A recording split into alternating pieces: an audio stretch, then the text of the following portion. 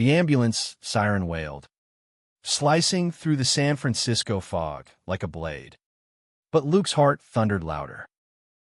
He knelt beside the crumpled figure on the rain-slicked pavement, his gloved hands steady despite the chaos around him.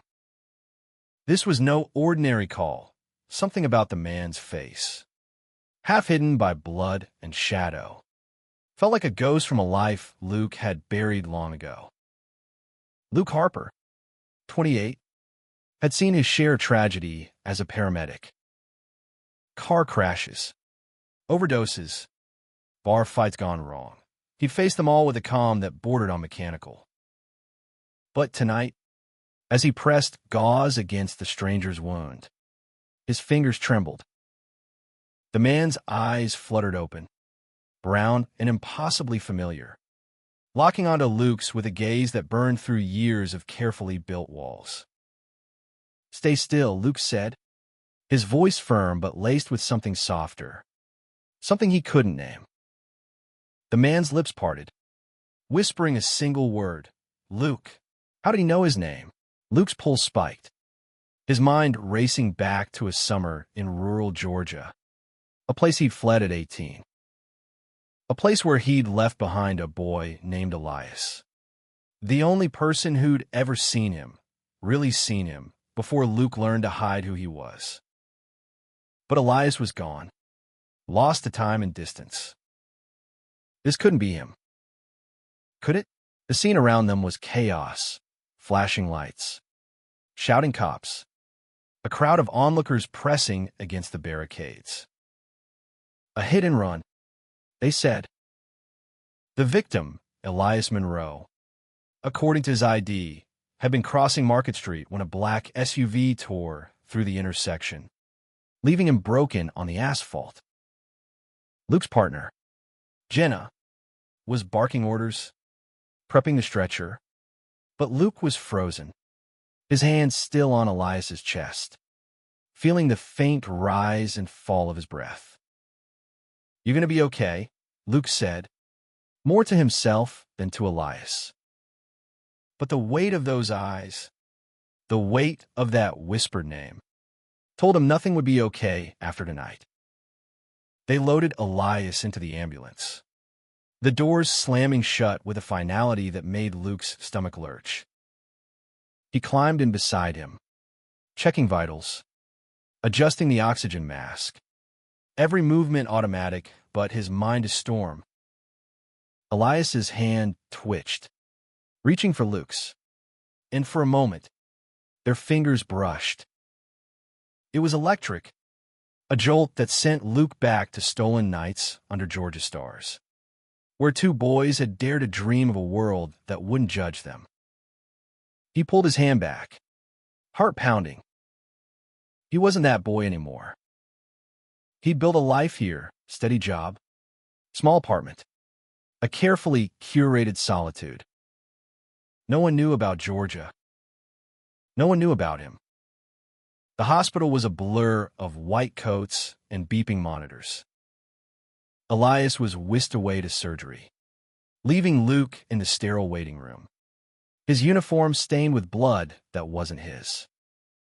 Jenna clapped a hand on his shoulder. "You good, Harper? You look like you saw a ghost out there." Luke forced a smile, the kind he'd perfected over years of dodging questions. "Just tired," he lied. But as he sank into a plastic chair, his mind replayed that moment, Elias's voice, his touch, the way his eyes seemed to say, "I know you." Luke had spent a decade running from his past. Growing up in a small town where different was a sin, he learned early to keep his head down. His father, a pastor, had preached fire and brimstone, his mother silent but complicit. Luke had been their golden boy, football star, church volunteer, until Elias. Elias, with his sketchbook and quiet defiance, had shown Luke what it meant to feel alive. They'd been 17, reckless and in love, meeting in secret by the riverbank. But secrets don't last in small towns. When whispers reached Luke's father, the fallout was brutal. Luke left for San Francisco the day he turned 18, promising himself he'd never look back. Now, sitting in a hospital, the past was clawing its way back. Luke pulled out Elias's wallet, left behind in the ambulance.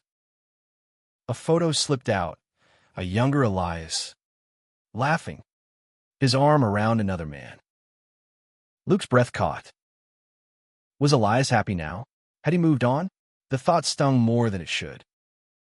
Luke shoved the photo back, but his fingers lingered on the worn leather, as if it held answers he wasn't ready to face. The doctor emerged, her face unreadable. "He's stable," she said. "Fractured ribs, concussion, but he'll pull through." Relief flooded Luke, but it was short-lived. The doctor hesitated, then added, "He's asking for you." Luke's heart stopped. He wanted to run, out of the hospital, out of the city, anywhere but toward the truth. But his feet carried him forward, down the fluorescent-lit hall to Elias's room. Elias lay, propped up in bed, his face bruised but still achingly beautiful. His eyes lit up when Luke entered, a spark that made Luke's chest ache. "You saved me," Elias said, his voice hoarse but warm. Luke shook his head. "Just doing my job," but Elias's smile was knowing, piercing. "You were always more than that." Luke Harper. The words hung between them, heavy with history. Luke wanted to ask 1,000 questions. Why was Elias here? What had his life been since Georgia? Did he still think about those nights by the river? But all he managed was, "You need to rest." Elias reached for his hand again, and this time, Luke didn't pull away. The touch was a lifeline, a reminder of who he'd been before he learned to hide. As the heart monitor beeped steadily, Luke felt the walls he'd built begin to crack. He didn't know what came next, but for the first time in years, he wasn't sure he wanted to run. Luke stood frozen in the doorway of Elias's hospital room, his hands still tingling from the touch.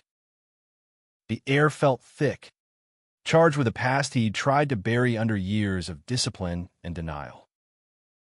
Elias's gaze held him captive, those brown eyes carrying a weight that made Luke want to confess everything or flee. "I thought you were gone," Elias said softly, his voice cutting through the sterile hum of the hospital. "After you left, I looked for you." Luke's throat tightened. He'd imagined this moment 100 times, but never like this, not with Elias broken and bruised, not with Luke's carefully constructed life teetering on the edge. He stepped closer, the linoleum squeaking under his boots. "I had to leave," Luke said, his voice barely above a whisper.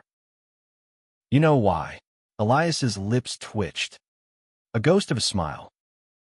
"Yeah, I know," but there was no accusation in his tone, only a quiet understanding that made Luke's chest ache. He wanted to ask about the years between, about the man in the photo, about why Elias was in San Francisco. Instead, he checked the 4-line, a paramedic's reflex to keep his hands busy and his heart guarded.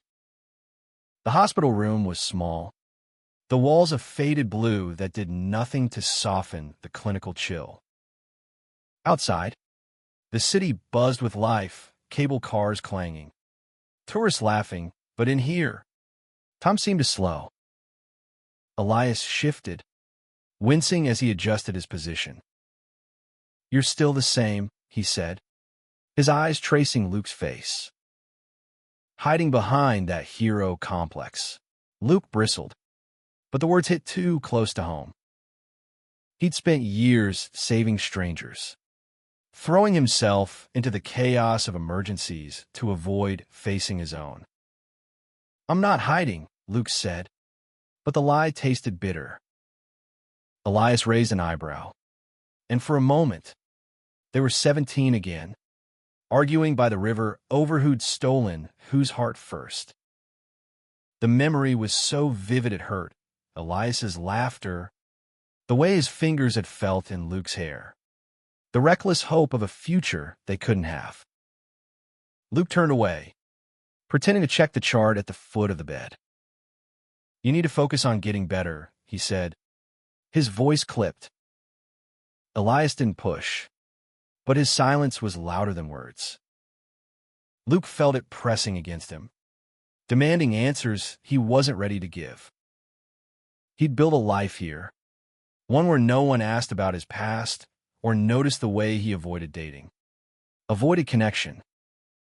Being a paramedic gave him purpose, a way to be useful without being seen. But Elias saw him, always had, and that terrified him. The door swung open, and Jenna poked her head in. "Harper, we got another call." "You coming?" Luke nodded, grateful for the escape. He glanced at Elias, who was watching him with an expression that was equal parts hope and hurt. "I'll check on you later," Luke said, the words feeling inadequate. Elias nodded, but as Luke turned to leave, Elias called out, "Don't disappear again." "Luke." The words followed him into the ambulance, where the city's chaos swallowed him whole. The next call was a heart attack in Chinatown, then a bar fight in the Mission. Luke moved through each one with precision, but his mind was elsewhere, replaying Elias's voice, his touch, the way he'd said Luke's name like it was a prayer. By the time his shift ended, dawn was breaking over the bay, painting the sky in hues of pink and gold. Luke drove home to his one-bedroom apartment in No Valley, the silence of the space pressing against him. He collapsed onto the couch, still in his uniform, and pulled out Elias's wallet again. The photo was still there, taunting him. The man next to Elias was handsome, with a warm smile and an arm slung casually around Elias's shoulders. Luke's stomach twisted. Was this Elias's life now? A partner? A home? A world where he didn't have to hide? The thought was a knife, sharp and unexpected. Luke had never let himself want that, not after Georgia, not after learning how cruel the world could be. His phone buzzed. A text from Jenna. "You okay? You were off tonight." Luke ignored it. He wasn't okay. Hadn't been since he'd seen Elias's face in the street. He closed his eyes, and the memories came flooding back, nights sneaking out to meet Elias. The taste of cheap beer and forbidden kisses. The way Elias had promised they'd run away together. But Luke had run alone, too scared to face his father's wrath, too ashamed to believe he deserved Elias's love. Now, Elias was here, in his city, in his life. And Luke didn't know how to face him without unraveling everything he'd built. He stood, pacing the small apartment, his boots leaving faint traces of hospital disinfectant on the floor. He needed to see Elias again, needed to know why he was here, what he wanted. But more than that, he needed to know if the boy he'd loved still existed, or if time had turned them into strangers. Luke grabbed his keys and headed back to the hospital, the early morning fog curling around him like a shroud. He didn't know what he'd say, didn't know if he could face the truth. But for the first time in years, he wasn't running. The hospital was quieter in the early morning, the frenzy of the night shift replaced by a subdued hum. Luke's boots echoed in the empty hallway as he approached Elias's room, his heart a tangled knot of fear and longing. He paused at the door, hand hovering over the knob, wondering if he was ready for whatever lay on the other side. Elias was awake, sitting up in bed, His sketchbook balanced on his lap. The morning light streamed through the window, catching the sharp angles of his face. And for a moment, Luke forgot how to breathe. Elias looked up, his expression softening. "You came back," he said, a hint of surprise in his voice. Luke nodded, stepping inside. Said I would. They sat in silence for a moment, the weight of 10 years hanging between them. Elias's fingers moved over the sketchbook, tracing lines with a pencil, and Luke caught a glimpse of the drawing, a city skyline, jagged and vibrant, with two figures in the foreground, hand-clasped. "You still draw," Luke said, more to fill the silence than anything else. Elias smiled, a little sad. "It's the only thing that keeps me sane." Luke pulled a chair closer, the scrape of metal against linoleum jarring in the quiet. "What happened?" "Elias? Why are you here?" The question came out sharper than he'd intended, but he needed answers. Elias set the sketchbook aside, his gaze steady. "I moved here a year ago. I'm an artist now, murals. Mostly. I was crossing the street after a job when he gestured to his bandaged ribs, his bruised face. Wrong place. Wrong time." But Luke wasn't asking about the accident. "Why San Francisco?" he pressed. Elias looked away, his jaw tightening. "I heard you were here," he said finally. "Took me years to track you down." The words hit Luke like a punch. He thought he'd vanished completely, a ghost in a new city. But Elias had found him, had come looking. The realization was both thrilling and terrifying. "Why?" Luke's voice cracked, betraying the emotion he'd tried to bury. Elias leaned forward, wincing at the movement, but holding Luke's gaze. "Because you were the best part of my life, Luke. And I never got to say goodbye." The room seemed to shrink, the air heavy with unspoken truths.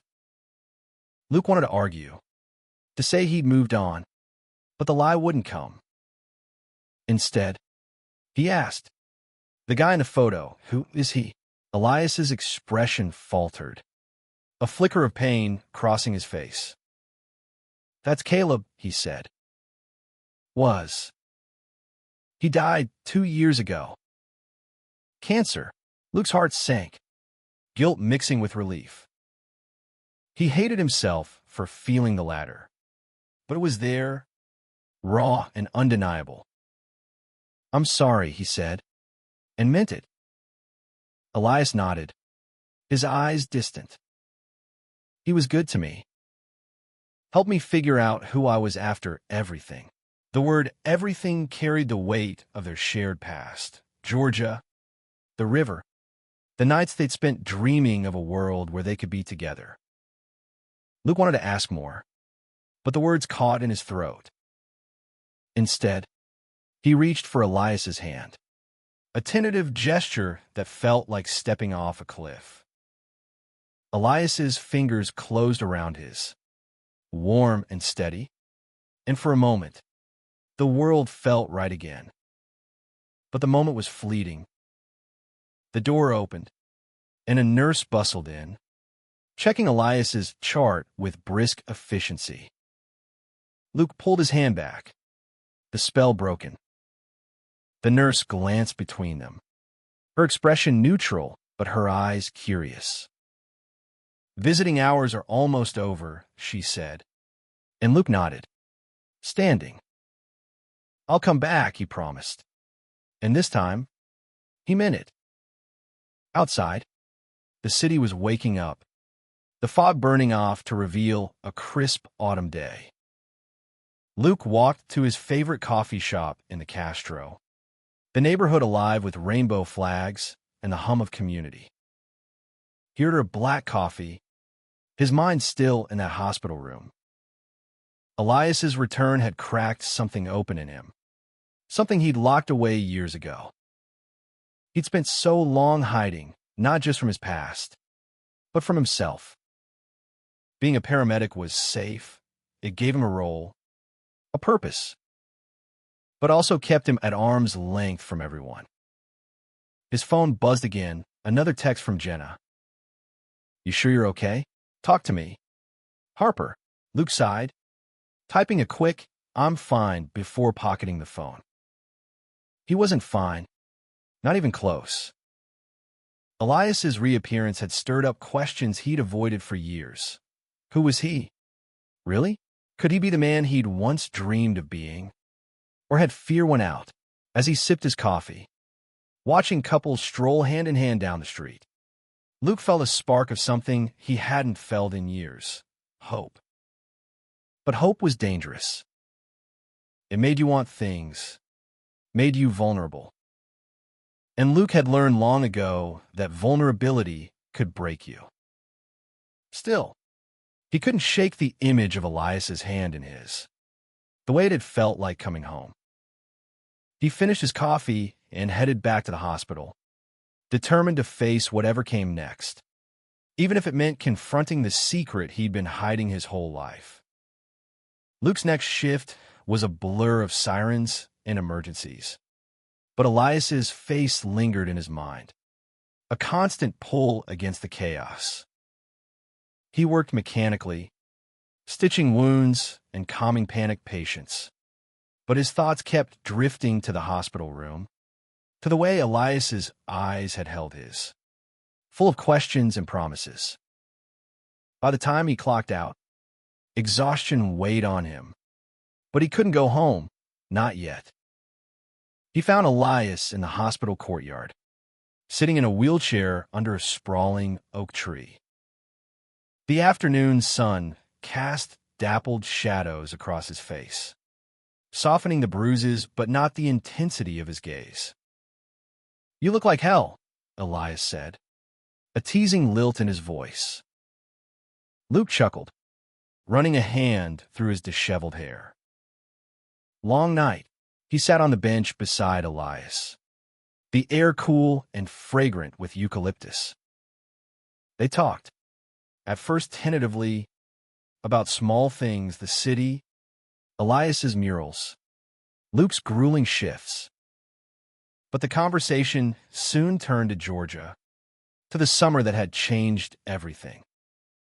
"I never stopped thinking about you," Elias admitted, his voice low. "Even when I tried." Luke's chest tightened. He wanted to say he'd felt the same, but the words stuck. Instead, he asked, "Why didn't you leave with me?" Elias looked away, his fingers tracing the armrest of the wheelchair. "I wanted to. But my mom was sick, and I couldn't abandon her. By the time she passed, you were gone. No trace." The guilt hit Luke hard.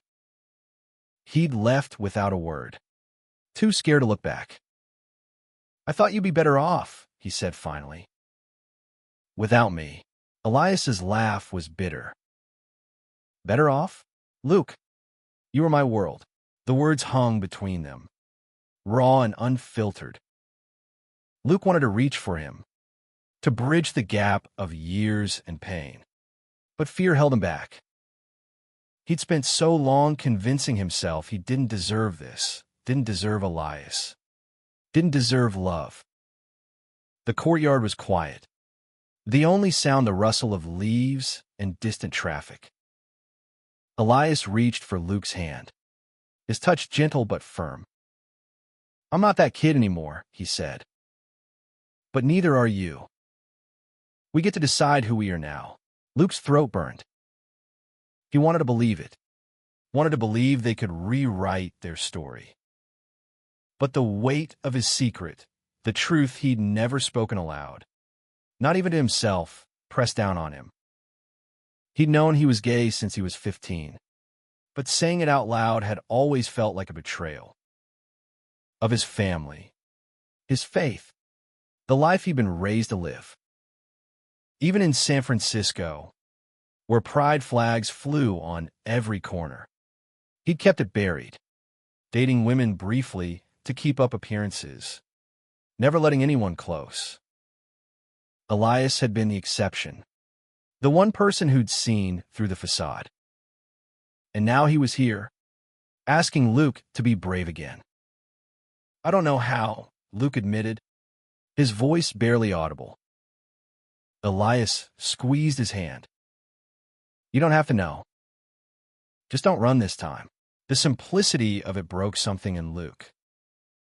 He nodded, unable to speak, and for a moment, they sat in silence, hands clasped, the world falling away. But the peace didn't last. A nurse approached, reminding Elias it was time for his physical therapy. Luke helped him back to his room, their conversation unfinished but lingering like a promise. As he left the hospital, Luke felt lighter, like he'd shed a piece of the armor he'd worn for years. He walked through the Castro, the neighborhood vibrant with life, and for the first time, he didn't feel like an outsider. That night, he dreamed of Georgia, not the pain, but the good moments. Elias's laughter, the way the rivers sparkled under the moon, the feeling of being known. When he woke, his resolve was clear. He couldn't keep hiding, not from Elias, not from himself. He showered, pulled on a clean shirt, and headed to the hospital, determined to take the first step toward truth. But when he arrived, Elias's room was empty. The nurse at the desk looked apologetic. "He checked out this morning," she said. Said he was going home. Panic gripped Luke. He hadn't gotten Elias's number, hadn't asked where he lived. The thought of losing him again was unbearable.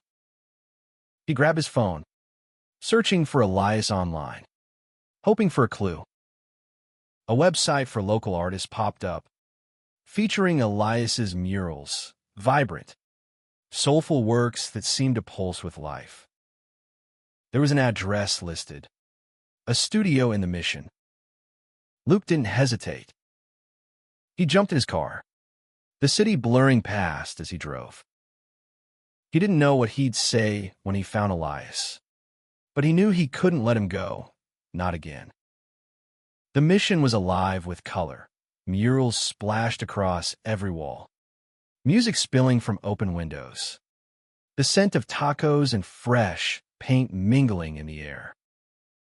Luke parked outside a converted warehouse, its brick facade covered in a vibrant mural of intertwined hands, unmistakably Elias's work. His heart pounded as he approached the door, the weight of the moment pressing down on him. This was it, the point of no return. Inside, the studio was a chaos of creativity, canvases stacked against walls, paint cans scattered across the floor, a skylight flooding the space with golden light. Elias stood at an easel, his back to Luke, brush in hand. He was out of the hospital gown, wearing a fitted black shirt and jeans, his movements careful but steady. Luke cleared his throat, and Elias turned, surprise flashing across his face before it softened into a smile. "You found me," he said. "I wasn't going to let you disappear either," Luke replied, stepping closer. The air between them crackled, charged with everything they hadn't said. Elias set the brush down, wiping his hands on a rag. "I didn't want to pressure you," he said. "Figured you needed space." Luke shook his head. "I've had enough space for a lifetime." They stood inches apart, the studio fading into the background. Luke's heart raced, but for the first time, it wasn't fear driving it, it was want, raw and undeniable. He reached for Elias, cupping his face, and the world seemed to hold its breath. "I'm done hiding," Luke said, the words a vow. Elias's eyes glistened, and he leaned in, their lips meeting in a kiss that felt like coming home. It was soft at first, then urgent, years of longing pouring into every touch. They pulled back, breathless, foreheads pressed together. "What now?" Elias asked, his voice a mix of hope and uncertainty. Luke didn't have all the answers, but he knew one thing: he wasn't running anymore. "Now we figured out," he said. Together, they spent the afternoon in the studio, talking, laughing, rediscovering each other. Elias showed Luke his latest mural, a tribute to San Francisco's queer community, its colors bold and unapologetic. Luke told Elias about his life as a paramedic, the lives he'd saved, the ones he couldn't.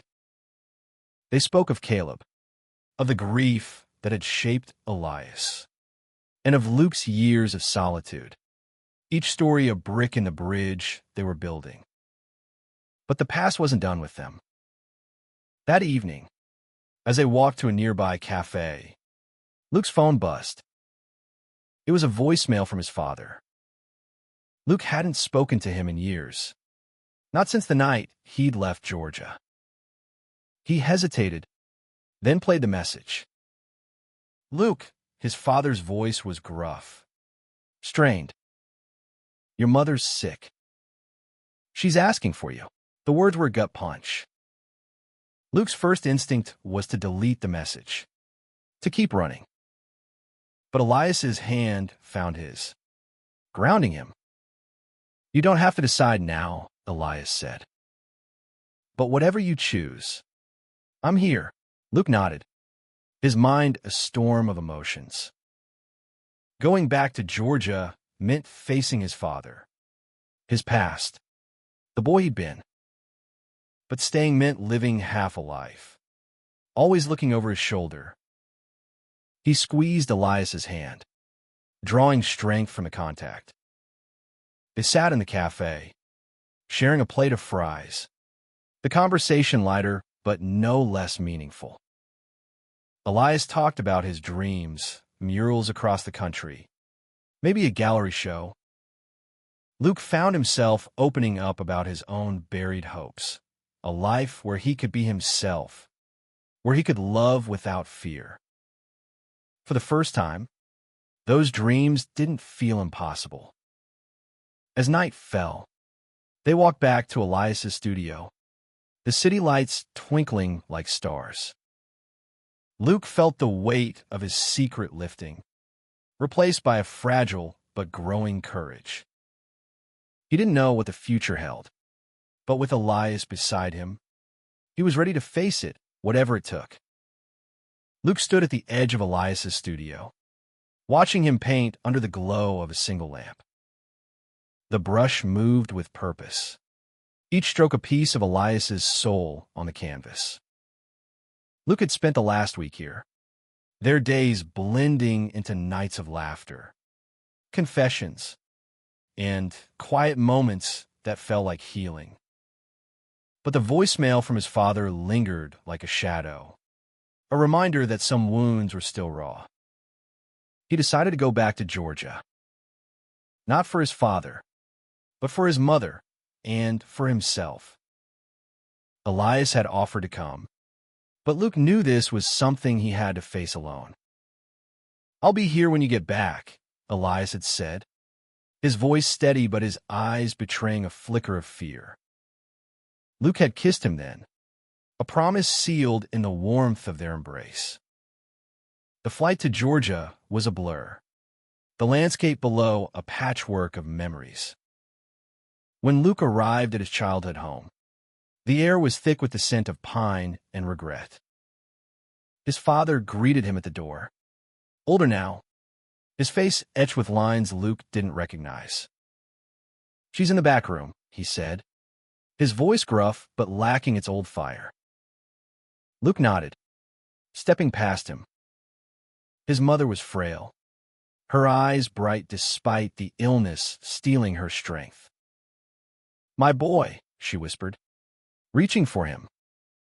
Luke took her hand, the years of silence dissolving in that touch. They talked for hours, about everything and nothing, her garden, his job, the life he'd built. He didn't tell her about Elias. Not yet, but he felt the truth simmering, waiting for the right moment. That night, Luke sat on the porch, the same porch where he'd once dreamed of escape. His father joined him, a rare occurrence. "I was wrong," his father said, the words halting, like they'd been torn from him. "About you. About everything." Luke stared at him, stunned. He'd expected anger, judgment. Not this. "I don't know if I can forgive you," Luke said honestly. His father nodded, accepting it. "Just don't let fear stop you from living." The word stayed with Luke as he flew back to San Francisco. His mother's frail smile and his father's confession replaying in his mind.